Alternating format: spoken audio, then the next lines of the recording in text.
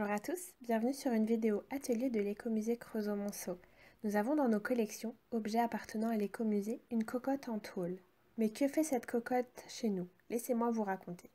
Dans les usines des établissements Schneider et compagnie, fin 19e, début 20e, les ouvriers creusotins, durant leur temps de travail, créaient des objets destinés à une utilisation personnelle qu'on appelait bricole.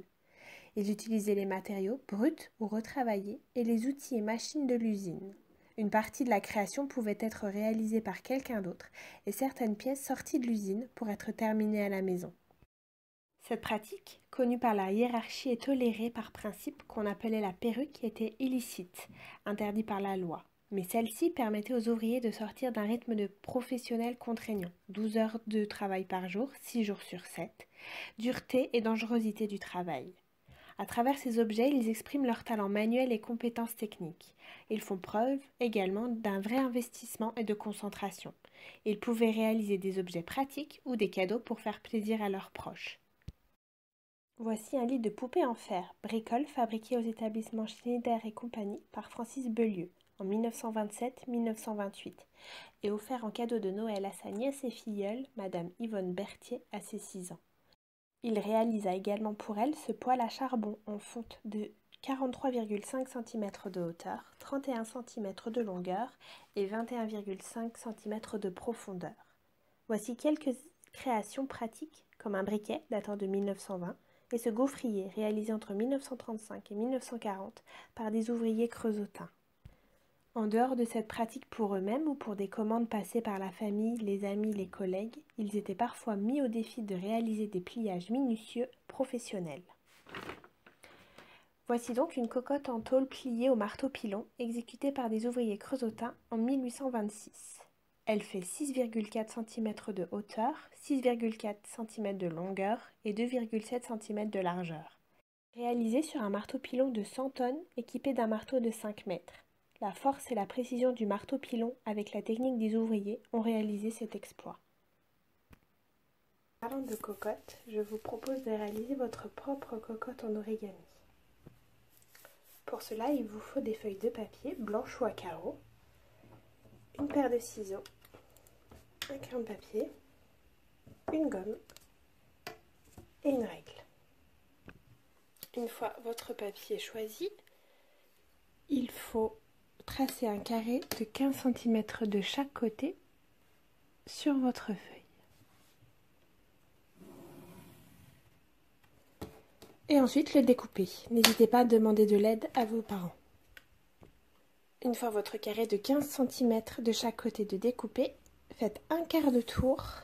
Prenez le coin du bas pour le monter sur le coin du haut. Les côtés doivent bien être les uns sur les autres. Une fois vérification, pliez. Rouvrez votre carré. Une ligne apparaît. Faites un quart de tour de l'autre côté cette fois-ci et effectuez la même opération.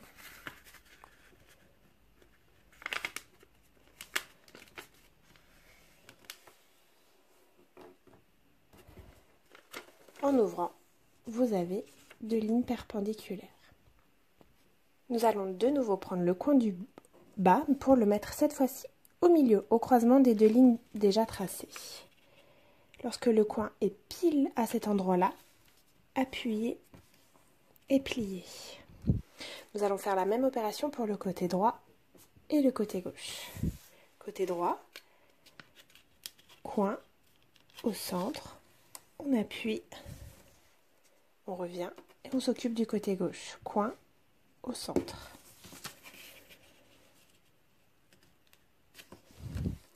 Et on appuie. Pour le dernier, il ne va pas rester ici du côté recto, mais il va rester du côté verso.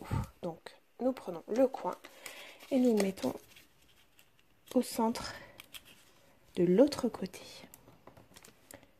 Donc, si on regarde du côté recto, 3 pliages au centre, le bas, le droite, le gauche et le verso de l'autre côté du carré. Nous allons revenir du côté recto.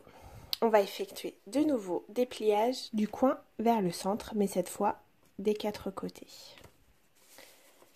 Le premier, on appuie. Le deuxième, attention à ce que ça ne se chevauche pas. Le troisième,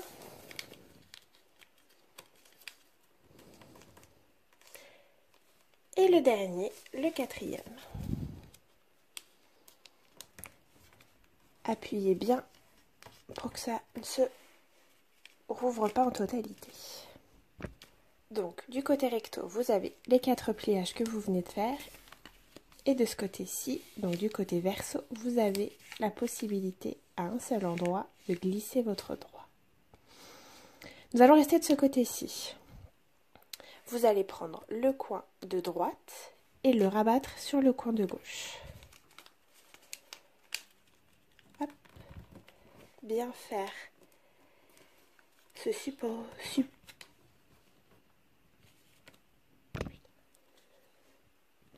Excusez-moi, bien faire se superpositionner les côtés. Vous avez donc un triangle qui apparaît. Nous allons nous intéresser à l'intérieur de notre triangle.